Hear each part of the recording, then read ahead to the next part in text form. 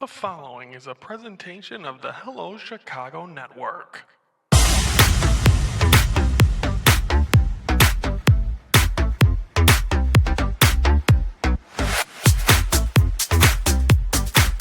just got it away on third and long. Watch out!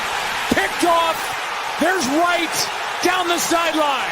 Gets a block. And now a touchdown. The former Vikings. McCarthy. Pass is caught. Spinning grab by Aaron Jones. Motion. McCarthy keeps. He's got it. And forces his way into the end zone. Touchdown. And a win on the road here in Chicago. Kevin O'Connell starts 1-0. Ben Johnson, the rookie head coach, 0-1. Hello, Chicago Network is on the air. Hello, everybody. I'm Ryan Yanishadis, and it's time to focus. And today we are focusing on this Friday, September the 12th. We're going to start things off, as you just saw, with the Chicago Bears. Tale of two halves. First half, this game overall started off very well for the Bears. Caleb Williams went, 10 for his first 10. The Bears have a 7-0 lead. Then the pick six, and you really think, okay, they got this game in the bag. It's over. They're done. And all of a sudden, then you get to J.J. McCarthy. 13 for 20, 143 yards, 2 touchdowns. It seems like all that, if not all of it, took place in that fourth quarter where you're just like, okay, let's stop. Let's breathe for a second. And then all of a sudden, out of nowhere, when you think the Bears have that breathing room, the Minnesota Vikings showed up. And once again, I mean, Caleb Williams, 21 for 35, 210, a touchdown. That's great. But they didn't get the W. So I think a lot of questions here. You just saw a kid that was out for all of last year in his first year. You see him go out there and completely take control and grow up in front of your eyes. And you're looking at Caleb Williams, who's in his second year, and it just seems like we're in the same. What is this? This is 18th game. We're asking the same questions. When is it going to be the time? He played great. You thought maybe this is the chance. And then all of a sudden, out of nowhere, it's not. And you got another kid in the division now that could also surpass you. Because no joke, Jordan Love might be legit. They're already 2-0 Green Bay. And if the Bears don't beat the Lions on Sunday, the division's already gone. Because you're going to be 2 back of the Packers and have already lost 2 division games. You can't have that because you think you're going to beat the Packers this year? Not a snowball's chance in hell, because that team looks like they have one focus, and that is a Super Bowl. So these questions are going to continue to be asking. You need to see something positive. Ben Johnson's supposed to be this almighty guy. He didn't seem almighty after that loss. They had a same freeze frame you have of Matt Nagy, of Matt Eberflus, and now him, of just looking dumbfounded at the curse of the Chicago Bears. So we got that on Monday Night Football to start the season. It was great. And the thing is, it don't even hurt anymore. My sister told me my nephew was very upset. He's 13, 14 years old, and he was very upset with the game, very emotional. And she said, you know what? I'm used to this. And so am I. I was not shocked by that game on Monday, because this is Chicago Bear football in my lifetime. Constant heartbreak after heartbreak, and nothing changing until hopefully one day it does before I leave this earth.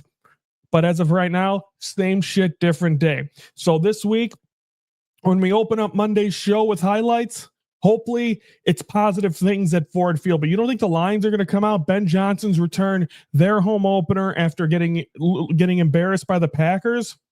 You don't think they're going to come out with a fire under their ass? And if the Bears come out and you see if we still have questions after this game, we're in a lot of trouble, Chicago. That's a noon start on Fox. Bears Lions. They lose the opener. They're 0-1. Is there such thing as a must win week 2? There might be when you look at this NFC North. Caleb Williams is 4th in this division in quarterbacks, because the Packers, I'm in. I think this team is legit. They have taken down 2 playoff teams from last year. that I thought the defense was going to lead him and the offense was going to be questionable. Jordan Love's making those passes, and he looks very good doing it. So that's what we get to look forward to, Chicago. They need to win Sunday, or we're going to have a long year of talking Bears football on useless games. So that's what we got. So that's the Bears. Now let's shift gears real quick and preview the Northwestern Wildcats.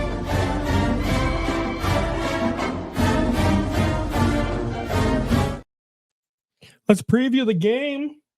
I had a flag here somewhere. It's right here. I got this at the game last Friday. Fight for victory. So look at that. We'll see if that's the case. But nonetheless, so that's that. Let's preview the game. They're facing Oregon this week, so they're 1-1. Are the is this team Northwestern? So yeah, it should be interesting to see how this team can continue to play. There's an 11 a.m. start on Fox. I believe the pregame show. I forgot what morning kickoff or whatever it is on FS1. They're going to be at Martin Field, so that's going to be awesome. A chance to get some notoriety there. So great job by Fox to be able to do that. But the Oregon's ranked number 4. This game isn't going to be pretty, Chicago. So hopefully there's going to be some positives this weekend in Chicago, but I don't think it's going to be with the Bears. And I'm hoping it's some Bears. I mean, we'll see if Northwestern, what they can do, but they're going to be facing Oregon ranked 4th. We'll see how they do against the team. And they struggled week 1. They played a bad team week 2, got a W, and we'll see how that goes. So that is that. So the Bears lose to the Vikings 27-24. They get ready to face the Lions Sunday, 12 p.m. on Fox. Northwestern will play Saturday, 11 a.m. on Fox against Oregon at Martin Field. They're getting a lot of their games early on in the season, but don't expect much from. I mean, hopefully you see Preston Stone show up a little bit. But could we get a quarterback in the Chicagoland area? We'll see. Okay, so that's that. We're gonna take a time out here on the Hello Chicago Network. When we come back, we're gonna focus on the Chicago White Sox. So that's how we're gonna go right here. So that's coming up next. So that's that. So now we'll take a time out. When we come back, focus on those Sox. That's next here on the Hello Chicago Network. I appreciated every single minute of being able to go to the north side of Chicago with him, Sammy Sosa, which was my idol growing up, to see him back at Wrigley Field and to be acknowledged for the first time in 20-some years. It was all great. And then after we're leaving, heads down. I posted this on Facebook for you that have me.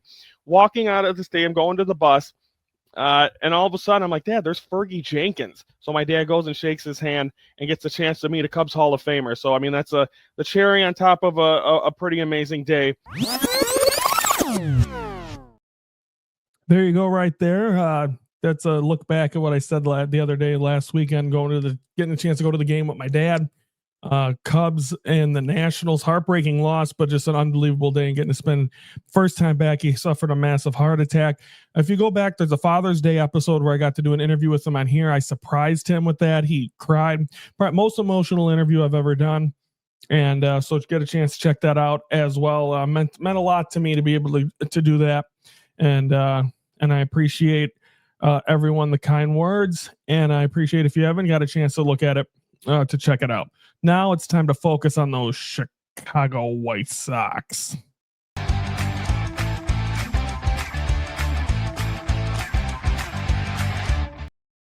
Okay, let's talk about these White Sox. 3-game series against the Tampa Bay Rays during the week. They lose the opener, but again, they came back in this game. They were down big. All of a sudden, then they tie the game up. Rays do get the W there in game 1. Game 2, White Sox took control. They played very good baseball, able to take it to them. Rays are trying to still kind of alive in the American League wild card, but White Sox able to get a nice win right there. Then in the finale yesterday afternoon, Shane Smith looked very good. Offensively, this team just kind of band together and didn't let the Rays come back. And the White Sox win 2 out of 3. from the Rays. So great. Or Sox win 2 out of 3 from the Rays. Great job there offensively. You saw this team come together. The pitching, I think obviously that's next. I know they've drafted some young guys, but next is going to be the pitching for this team if you're going to see the next step for them. But I think they have the best record since August 31st, and that is 9-2. Great job on the south side. They are fun to watch. This is great. And Chuck Garfien said on the post game yesterday, I don't want the season to end. When's the last? You haven't been able to say that in forever to be a White Sox fan. So I think it's awesome to see this from the White Sox. They're playing great. They're playing spoiler as well. They're going to start a weekend series at the Guardians Friday, Saturday, and Sunday. Kind of a house of horrors for them at Progressive Field, but we'll see what they can do there. Cleveland kind of on the brink. Don't think they're going to make it this year. But again, you still got to watch out for Jose Ramirez. Keep him in the ballpark. Play well, and I think this team has an opportunity to make some noise there. Then I believe they'll be back home because the Cubs go on a road trip, so usually the White Sox will be home. So they'll be home next week. They got a series coming up with San Diego, I believe. And San Diego's a team so the Cub fans are going to be rooting for the White Sox next week when they do battle with the San Diego Padres. And I believe they face the Brewers as well. So some interesting stuff, but we'll get into that. But a great job by the White Sox. They're fun. They're entertaining. And now we'll see what they do against the Guardians. But so far, a great stretch since the month of September. Best record in baseball ever since season 2 of Hello Chicago Network. A coincidence? I think not. Take a time out here on Hello Chicago Network. When we come back, we're going to close things out by doing a Cubs focus to get you ready for the weekend. That's next here on Hello Chicago Network.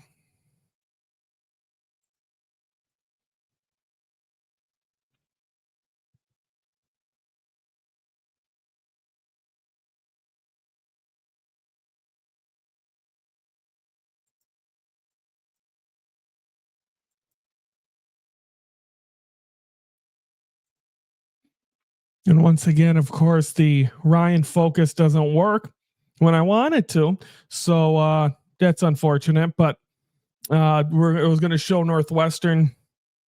I'm doing these through StreamYard instead of editing because these are also, of course, you can watch us on Raise the Bar TV. Appreciate everyone that's tuned in there, or you can watch it on Hello Chicago Network YouTube channel. Don't forget to like, share, subscribe, or comment, subscribe. Your thoughts, like the video, but please subscribe to the Hello Chicago Network YouTube channel every Monday and Friday, 3:12 Central. We are focusing on Chicago sports. Now it's time for a Cubs focus. So let's do that to close the show.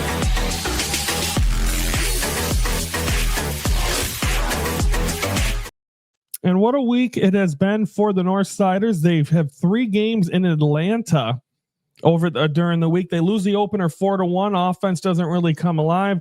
Game 2, very well performed. I believe that was one of the games Cade Horton pitched, and he was phenomenal.